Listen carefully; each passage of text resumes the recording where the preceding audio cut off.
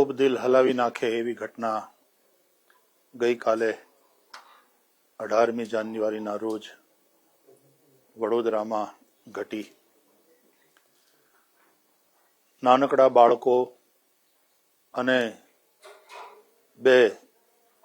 એક શિક્ષિકા અને એક એની સાથે કેરટેકર બહેનનું પણ એમાં મૃત્યુ થયું. સૌથી પહેલા તો મારી સંવેદના વ્યક્ત કરું છું અને નિર્દોષ બાળકોના, દિવંગતોના આત્માની શાંતિ માટે પ્રાર્થના કરું છું પ્રભુને, અને એમના પરિજનો જે અત્યારે ઘેરા શોકમાંથી પસાર થઈ રહ્યા છે એમના પ્રત્યે સંવેદના વ્યક્ત કરતા પ્રભુ એમને શક્તિ આપે એવી પ્રાર્થના કરું છું. ગઈકાલના સાંજના કાર્યક્રમમાં અહીંયા પણ અમે શ્રદ્ધાંજલિ સમર્પિત કરી. એક જ વાત કેવી છે કે આવી ઘટનાઓથી આપણે બોધપાઠ ન લઈ શકીએ.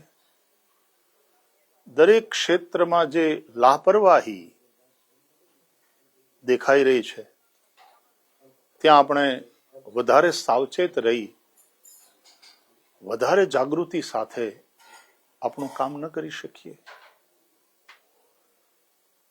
મારા દેશમાં, આપણા રાષ્ટ્રમાં આ એક જે લાપરવાહીનું કલ્ચર ઊભું થયું છે એ ખૂબ દુઃખદાયી છે.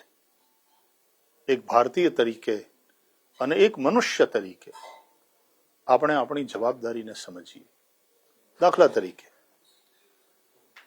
ઘણી જગ્યાએ બોરવેલમાં બાળક પડી જાય રમતું, એમાં ફસાઈ જાય અને પછી એને બહાર કાઢવા માટે થઈને જે રીતના કાર્યક્રમો થતા હોય, ટીવી ચેનલો ઉપર એનું લાઈવ ટેલિકાસ્ટ થતું હોય, ત્યારે અનેક લોકો મંદિરોમાં ધૂન કે પ્રાર્થનાનું આયોજન કરે.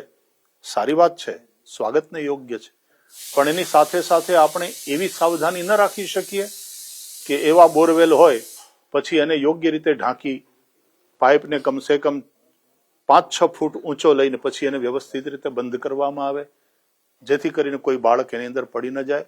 અને આ જાગૃતિ પ્રશાસનના લોકો પણ, અધિકારીઓ પણ અને જનતા એ પણ ભેગા મળી અને કરે, દાખવે. પ્રશાસન એના માટેના નિયમો બનાવે અને જનતા એ નિયમોનું પાલન કરે તો કેટલી નિર્દોષ જિંદગીઓ જે આમાં હોમાઈ રહી છે એને આપણે બચાવી શકીશું.